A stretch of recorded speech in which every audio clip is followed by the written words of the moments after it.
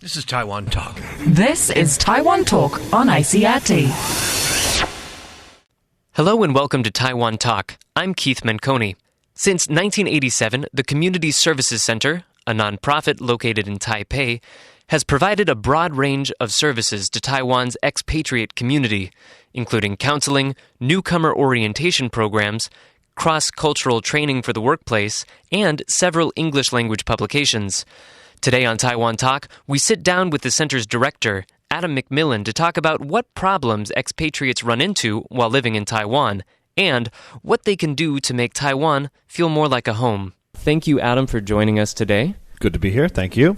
One of the core services that the Community Services Center provides is the counseling services. Mm-hmm. And I understand before the center was founded, there was kind of a vacuum for those services in Taiwan.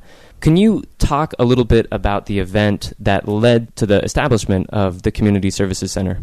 Sure. In 1985, at that time, the American school was over where the European lower campus is now today. And that space where the American school was dilapidated military housing from the U.S. military days, so kind of overgrown and clapboard housing that was falling apart, and it was a place where the kids would go to have a good time. One Friday night, 3 boys went into that space. 2 came out. No memory of what had happened, but the next morning those 2 were arrested for the murder of the third. Drugs and alcohol were related. The 2 kids that were arrested were ultimately tried and convicted and then shipped back to the States. The foreign community at the time felt that they needed to create some sort of a safety net to help try to prevent those things from happening again. And they came across an organization in Cairo, Egypt, called the Center in Cairo. And that center still exists today. If you look at what that center does and what we do, it's almost exactly the same. A lot of the issues that foreigners face in Taiwan, somebody might face that anywhere in the world. But in Taiwan, we also there's an adjustment period that people need when they're first moving here. Can you talk about that adjustment period and how that might contribute to some of the problems that would lead somebody to seek counseling services? Sure. I think most people, when they first come to Taiwan or any new location, any new cultural location, go through a period of almost euphoria where they're very interested and excited about the exoticness of where they are. They find a heightened sense of self as they explore the new parts of their new location. But over time, that sense of euphoria gives way to bouts of, in its worst cases, depression, where people start to notice and pay more attention to the things that they find irritating. In Taiwan, that could be the traffic. If you're hitting that period in January, it could be the 30th day of rain. It could be the air conditioners blasting when the outside temperature is 12 degrees. It could be too many people trying to help you out when you don't want to be helped out. And then most people will reach some sort of equilibrium where they find a normal life pattern and they live healthily. That culture adjustment period, if you have other underlying issues, such as maybe you're prone to substance abuse, or maybe you have a predisposition to anxiety or depression, or maybe a more serious disorder which could lead to psychosis like bipolar disorder or borderline personality, that cultural adjustment could be a catalyst for a downward phase in your condition. And for those people, certainly they shouldn't try to go it alone. For many people, and for most people, that cultural adjustment is something they'll just figure out on their own. But the services the center provides is there to help people who want it. And we can help either speed up the process of reaching equilibrium or make it much more smoother than it would normally otherwise be. Other than the counseling services, what other services do you provide that can help people reach that equilibrium point where they feel comfortable in Taiwan and they feel like it's a home for them? Well, this fall we ran a newcomers orientation workshop, and it was a day's workshop talking about the practicalities of living in Taiwan, but also some of the cultural, the new cultural things that they would experience. The adjustment issues being that little ticket that shows up in the windshield of your car when you park on the side of the road. It's your parking fee, and you can pay it at 7-Eleven. In fact, you can do everything at 7-Eleven.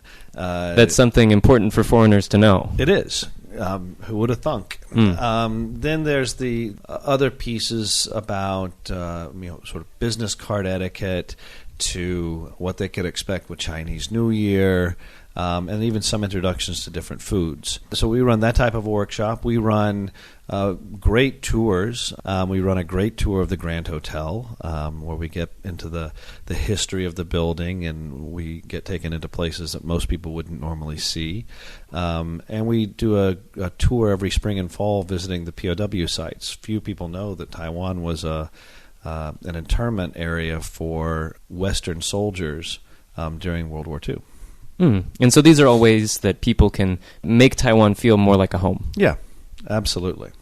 When we return tomorrow, Community Services Center Director Adam McMillan will tell us about some of the challenges newcomers to Taiwan face in the workplace. I'm Keith Manconi. Thanks for tuning in to Taiwan Talk. This is Taiwan Talk. This is Taiwan Talk on ICRT. Hello and welcome to Taiwan Talk. Since 1987, the Community Services Center has provided a broad range of services to Taiwan's expatriate community, including counseling, newcomer orientation programs, cross-cultural training for the workplace, and several English-language publications. Today on Taiwan Talk, we sit down with the center's director, Adam McMillan, to talk about what problems expatriates run into while living in Taiwan. I asked Adam what challenges newcomers to Taiwan can expect in the workplace. Almost all the problems stem from misplaced sets of expectations. If you expect that the workplace that you experienced in Dallas will be the exact same workplace that you experience here, you're going to be very disappointed. I think Western business people tend to expect a fair amount of give and take in collaborative development processes where people will challenge each other to help make a business decision something that's much more viable in its delivery. People here tend not to want to talk back to the boss. That's probably how they would look at it. And so they won't challenge, and they won't necessarily add their own personal take to a decision or to carrying out a task. And that can be disappointing for Western executives. Do you think in general it's best for the foreigners to accept those expectations, or do you think sometimes they should work against it and try to say, this is my expertise, this is what I can contribute, and maybe try to give that foreign perspective to enrich the business environment? I think that the foreigner and the Taiwanese employee should both look to find ways to make it work. But trying to force a process or force a way of doing things onto an organization won't work. And I tend to liken managing in Taiwan to Tai Chi versus karate. Tai Chi is all about give and take in the flow of it. And it may seem to many people like pushing a noodle uphill, but that's the amount of patience that you have to apply to a process of change here, especially where multiple cultures are involved. And on the flip side of that, are there any things that maybe Taiwanese employees don't always understand about their foreign coworkers? Some things that maybe if they did understand, it would be easier to work with them? Sure. I think that most Westerners have a greater tendency to wear their emotions on their sleeve, and can be sometimes somewhat mercurial. And if the boss explodes, it typically is just that, a mild explosion, maybe not so mild, but then it's usually over. And it may not necessarily be one thing that an employee did. It just could be the situation, and they should try as much as possible not to take it so personally. And I also think that the Taiwanese should really understand that most executives want the employees to take charge themselves and to add their personal take on a business process or a business decision or an execution of a decision.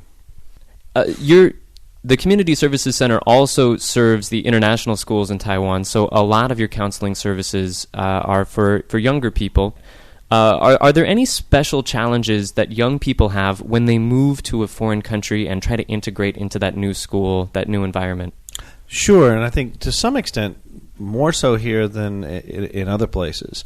If you look at Singapore or Jakarta or even Bangkok, the international schools there have a much more transient population, so people pop in for a couple of years and pop out. But people at the European school, kids at the European school and at the American school here, a fairly high percentage of them go from kindergarten to grade 12. So if you're that new kid coming in the ninth grade, you're hitting a population of people that have known each other and socialized with each other and worked with each other for a long time before you get here. And it can be pretty hard to break into that group. The schools, I know, are very sensitive to that. And they provide a lot of support and a lot of mechanisms for trying to break that ice. But it can be pretty challenging coming into these communities that are already well formed. Well, thanks so much for talking with us today. Thank you. Thanks for having me. If you want to learn more about the Community Services Center, you can visit their website at www.communitycenter.org.taiwan. You can also look them up on Facebook or stop by their offices in Tianmu on Zhongshan North Road, Section 6. I'm Keith Menconi. Thanks for tuning in to Taiwan Talk.